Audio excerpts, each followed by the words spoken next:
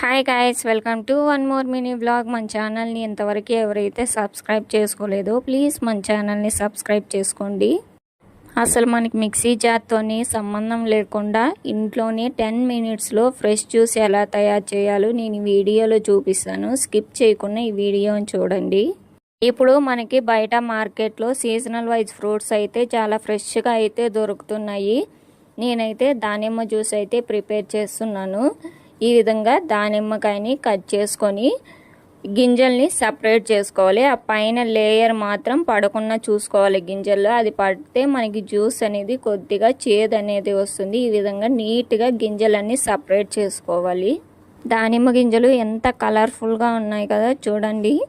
ఇప్పుడు మనం juice prepare చేద్దాం.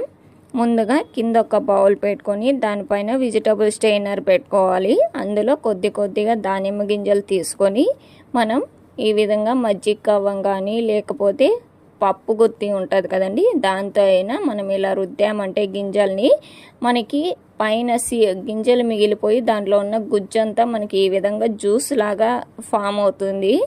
ఈ విధంగా కొద్దిగా దానిమ్మ గింజల్ని తీసుకొని ఈ విధంగా రుద్దుతూ మనం జ్యూస్ అయితే తీయచ్చు. 10 మినిట్స్లో అయితే మనకి జ్యూస్ అయితే అవుతుంది. అంత కష్టమేం కాదండి. చాలా ఫ్రెష్గా న్యాచురల్గా ఉంటుంది. కలర్ కూడా చూడండి ఎంత బాగుందో. మనకి దానిమ్మ గింజలు ఏ కలర్లో అయితే ఉంటాయో జ్యూస్ కూడా అదే కలర్లో వస్తుంది సేమ్. బయట మనం పిల్లలకి జ్యూస్ తాగించడానికి కూడా భయపడుతున్నాము.